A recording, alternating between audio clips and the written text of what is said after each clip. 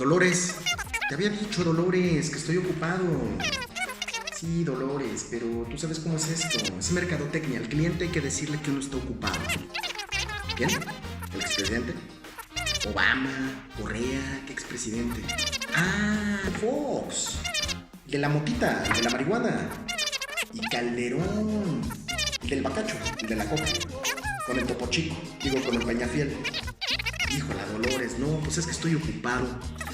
Para lo de las pensiones, justamente estoy haciendo un video de las pensiones aquí para toda la gente, sí, para que se informen cómo está el tema. Diles que estoy ocupado, Dolores. Mira, ahí van a andar compartiendo el video, igual y les llega, igual y lo ven. Exactamente, Dolores, te la sabes. Muy bien, ándale. Tomas ahí la nota, el celular, no le pidas el teléfono, lo general. Tú pídeles el celular. Ya nos comunicamos, ahí vemos. ¿Vale? Dolores, gracias.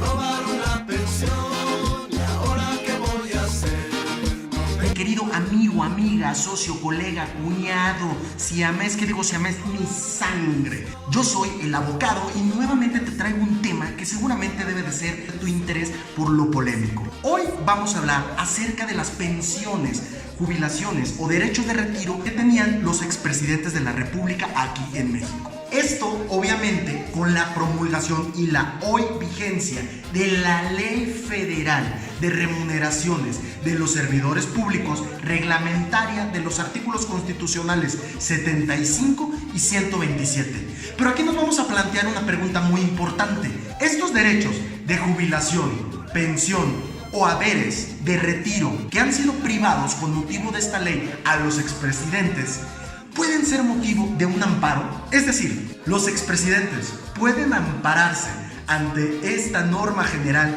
que ha sido recién publicada. Pero antes de empezar, quiero que te quede claro, esto es un análisis netamente jurídico y no un análisis político. Yo solamente quiero que tengas una idea más clara teniendo herramientas jurídicas.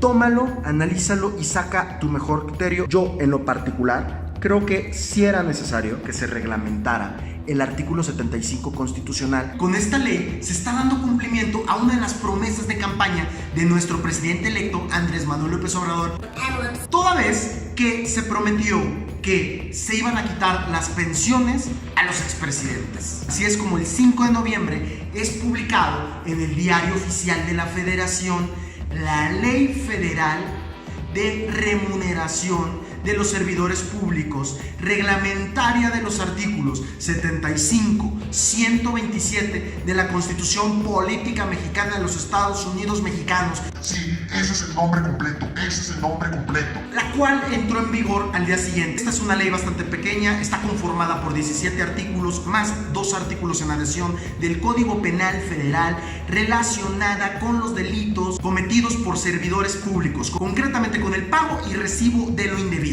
Ahora bien, como su nombre lo dice, dicha ley tiene por objeto reglamentar estos artículos que ya hemos dicho de la Constitución y así poder regular la remuneración de los servidores públicos que forman parte de los poderes de la Unión, es decir, del Poder Ejecutivo, del Poder Legislativo y del Poder Judicial, así como entes públicos dotados de autonomía constitucional. Pero para efectos de este video nos vamos a referir solamente a 2 artículos. El artículo segundo, que es el que habla de cuáles son los servidores públicos que están sujetos a esta ley, y el 10º, que es el que habla exactamente y concretamente ¿dónde está el chisme? ¿Dónde está lo picoso? Que es donde se niegan las jubilaciones, los haberes de retiro o las pensiones de los expresidentes. ¿Qué nos dice el artículo 2 de esta ley? Nos dice que es servidor público federal toda persona que de manera temporal o permanente desempeña una función, un cargo o una comisión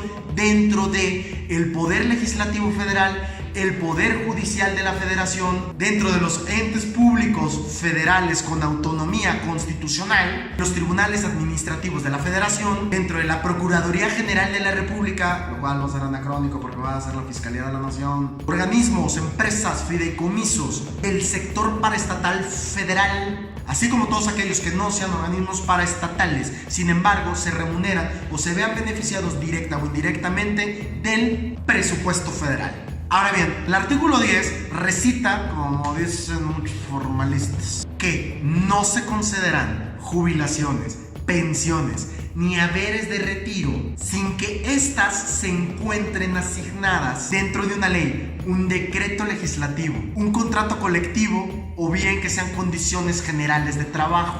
¿Qué te quiere decir este primer párrafo del artículo 10? Para que no te me asustes, para que no pienses que porque eres un servidor público del Poder Legislativo, del Poder Judicial de la Federación, de los tribunales federales administrativos, de una empresa paraestatal, un fideicomiso, de un ente público constitucional autónomo, lo que te está diciendo es que tú no tienes bronca, porque tus condiciones laborales están protegidas. Pero adivinen quiénes no tenían estos beneficios por una ley, un decreto, un contrato colectivo, etc. Pues Carlitos, Ernestito, Vicentito, Felipín, Kikín. Pero todos los demás, no se preocupen, ustedes no tienen bronca. Ahora, no más para completar, ¿qué dice el segundo párrafo? Pues el segundo párrafo dice algo muy básico como lo siguiente: que el presupuesto de egresos de la federación deberá establecer, bajo las mismas normas que establece el artículo 8 de esta misma ley, respecto a las remuneraciones, sus tabuladores, en lo que resulte aplicable, las jubilaciones, las pensiones, las compensaciones, los haberes de retiro y demás prestaciones. O sea, lo que quiere decir básicamente es que se respete que el preciso es quien tiene en los tabuladores la remuneración más alta y de ahí para abajo. Solamente como paréntesis, y esto porque salió en una plática, aquel personal técnico y calificado son la excepción a la regla. Ustedes tranquilos, si tenían un sueldazo porque bien se lo merecen, son fregones en lo que hacen, no se preocupen, son la excepción a la regla. De una manera muy rápida y muy sencilla, te voy a decir que es un juicio de amparo, porque muchas veces escuchamos esta palabra y en realidad no sabemos qué es. Bueno, el juicio de amparo es un juicio netamente constitucional que puede promover una persona o una colectividad de personas ante los tribunales de la Federación cuando se considere que existen normas generales, actos de autoridad o de particulares, los cuales estén expresamente autorizados por la ley, en los cuales se considere que se violan derechos humanos, derechos y garantías fundamentales que se encuentran consagradas en la Constitución política, así como en los tratados internacionales de los cuales México forma parte. La finalidad de un juicio de amparo es que se declare inconstitucional esa norma general, o bien ese acto de autoridad, o bien ese acto de un particular autorizado por la ley, para que sea invalidado o nulificado en favor del quejoso o del beneficiario o beneficiarios de ese juicio de amparo, restituyéndolo en sus derechos fundamentales. Sin entrar a detalles, quiero decirte lo siguiente: existen dos tipos de amparo, el directo e indirecto. En este caso estaríamos frente a un amparo indirecto. ¿Por qué? Porque el artículo 107, fracción primera, inciso A de la nueva ley de amparo señala que el amparo indirecto procede en contra de normas generales, las cuales con su sola entrada en vigor o bien con el primer acto de aplicación causa perjuicio en los quejosos. Aún así, el inciso A de esta primera fracción señala que las normas generales pueden ser leyes federales.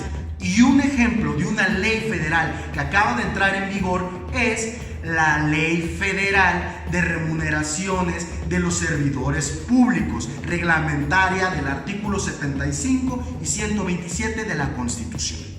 Ahora bien, las pensiones vitalicias de los presidentes no son propiamente pensiones de seguridad social, porque, valga la redundancia, no son propiamente una condición de seguridad social. El origen que tienen las pensiones vitalicias son acuerdos presidenciales. Estas pensiones vitalicias se veían reflejadas año con año en los presupuestos anuales que preparaba el Poder Legislativo, pero no emanan de una ley. En realidad podríamos decir que es un derecho político, y aquí es donde viene la parte buena.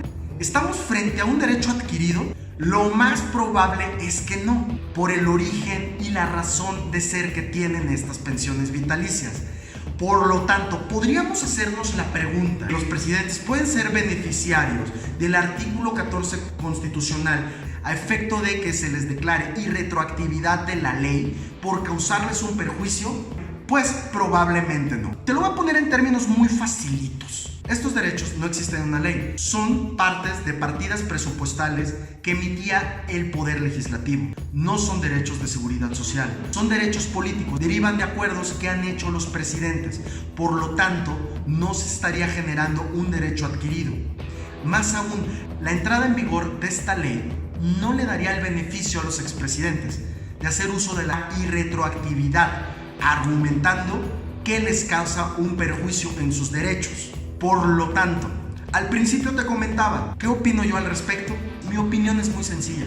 Por supuesto que aquí había una fuga derivada del artículo 75 constitucional, de la cual había necesidad de reglamentar. Yo soy el abogado, tu amigo, tu asesor, tu consejero, tu compañero de mil batallas. Espero que este video te haya servido de mucho para que puedas entender esta nueva ley que acaba de entrar en vigor. Si tienes alguna duda, si quieres escribirme, puedes hacerlo aquí a mi correo electrónico, por aquí va a aparecer. Puedes seguirme en redes sociales como El Abocado. Nos vemos a la próxima.